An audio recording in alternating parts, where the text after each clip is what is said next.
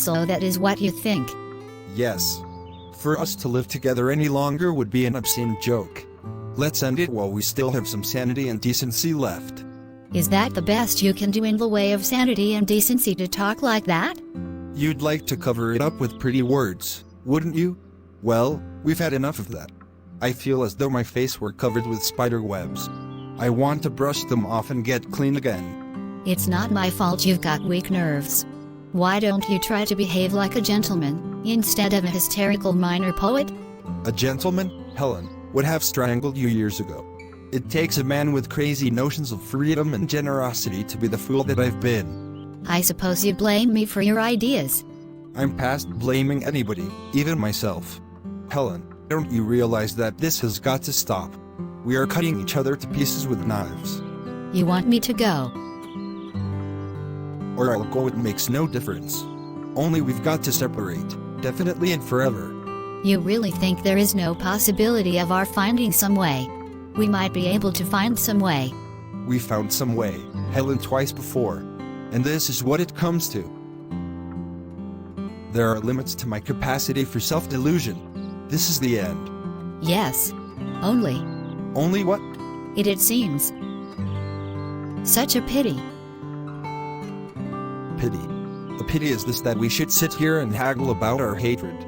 That's all there's left between us. I won't haggle, Paul. If you think we should part, we shall this very night. But I don't want to part this way, Paul. I know I've hurt you. I want to be forgiven before I go. Can't we finish without another sentimental lie? I'm in no mood to act out a pretty scene with you. That was unjust, Paul. You know I don't mean that. What I want is to make you understand, so you won't hate me. More explanations. I thought we had both got tired of them. I used to think it possible to heal a wound by words. But we ought to know better. They're like acid in it. Please don't, Paul. This is the last time we shall ever hurt each other. Won't you listen to me? Go on. I know you hate me. You have a right to. Not just because I was faithless, but because I was cruel. I don't want to excuse myself, but I didn't know what I was doing. I didn't realize I was hurting you. We've gone over that 1,000 times. Yes. I've said that before. And you've answered me that that excuse might hold for the first time, but not for the second and the third. You've convicted me of deliberate cruelty on that. And I've never had anything to say. I couldn't say anything, because the truth was too preposterous. It wasn't any use telling it before. But now I want you to know the real reason. A new reason. Something I've never confessed to you. Yes. It is true that I was cruel to you deliberately. I did want to hurt you. And do you know why? I wanted to shatter that Olympian serenity of yours. You were too strong, too self-confident. You had the air of a being that nothing could hurt. You were like a god. That was a long time ago. Was I ever Olympian? I had forgotten it. You succeeded very well. You shattered it in me. You are still Olympian. And I still hate you for it. I wish I could make you suffer now. But I have lost my power to do that.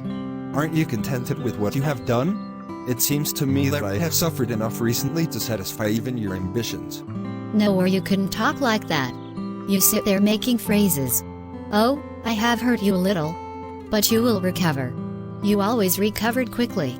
You are not human. If you were human, you would remember that we once were happy, and be a little sorry that all that is over. But you can't be sorry. You have made up your mind, and can think of nothing but that. That's an interesting and novel explanation. I wonder if I can't make you understand. Paul, do you remember when we fell in love? Something of that sort must have happened to us. No, it happened to me. It didn't happen to you. You made up your mind and walked in, with the air of a god on a holiday. It was I who fell headlong, dizzy, blind. I didn't want to love you. It was a force too strong for me. It swept me into your arms. I prayed against it. I had to give myself to you, even though I knew you hardly cared. I had to, for my heart was no longer in my own breast. It was in your hands, to do what you liked with. You could have thrown it in the dust. This is all very romantic and exciting, but tell me, did I throw it in the dust? It pleased you not to. You put it in your pocket. But don't you realize what it is to feel that another person has absolute power over you? No, for you have never felt that way. You have never been utterly dependent on another person for happiness. I was utterly dependent on you. It humiliated me, angered me. I rebelled against it, but it was no use. You see, my dear, I was in love with you. And you were free, and your heart was your own, and nobody could hurt you. Very fine, only it wasn't true, as you soon found out. When I found it out, I could hardly believe it. It wasn't possible.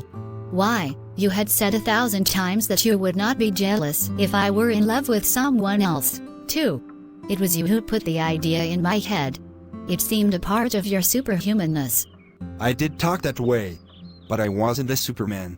I was only a damned fool.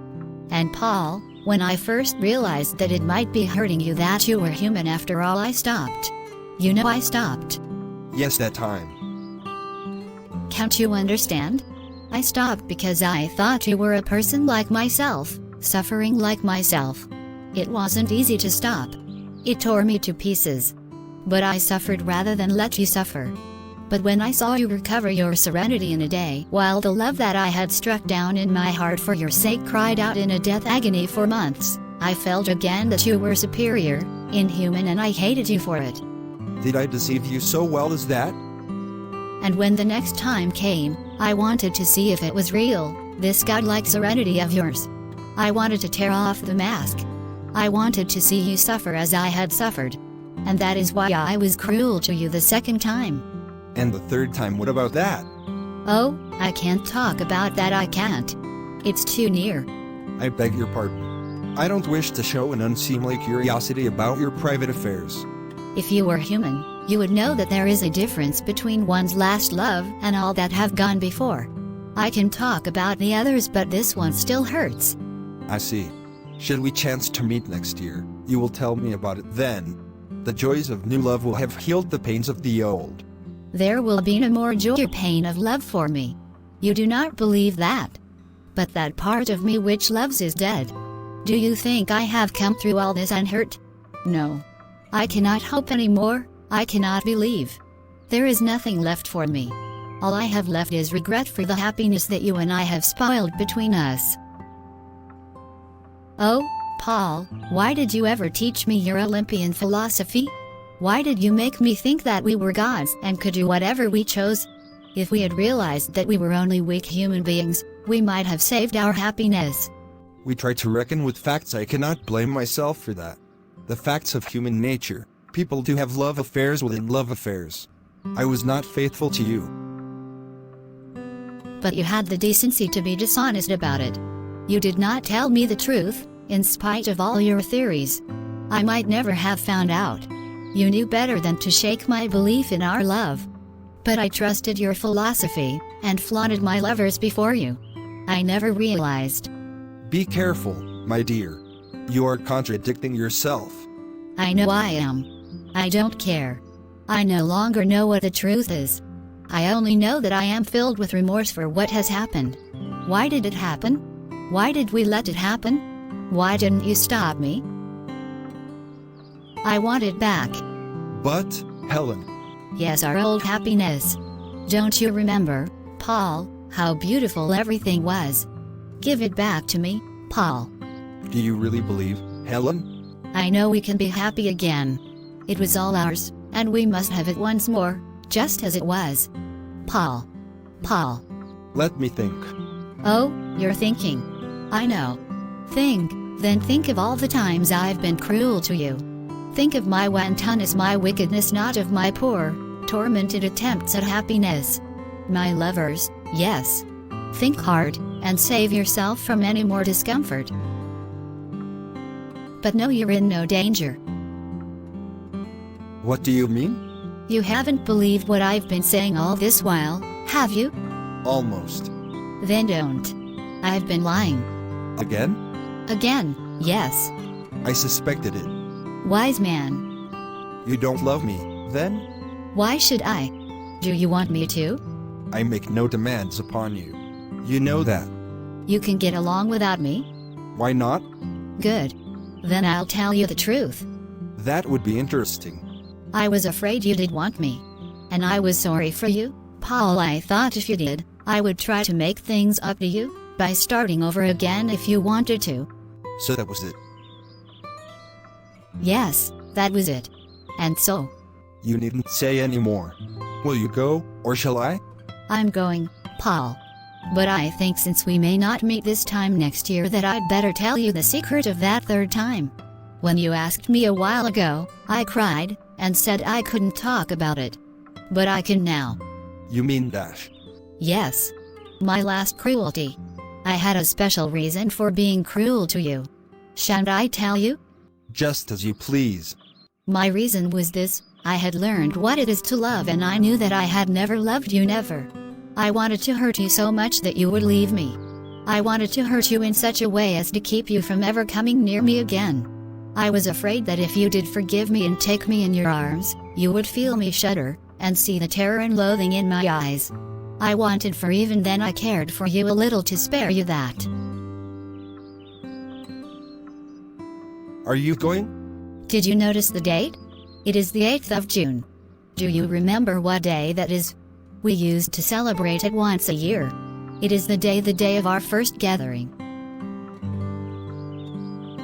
He sits looking at her. For a moment it seems clear to him that they still love each other, and that a single word from him, a mere gesture, the holding out of his arms to her, will reunite them. And then he doubts. She is watching him. She turns at last toward the door, hesitates, and then walks slowly out. When she has gone, he takes up the torn leaf from the calendar, and holds it in his hands, looking at it with the air of a man confronted by an unsolvable enigma.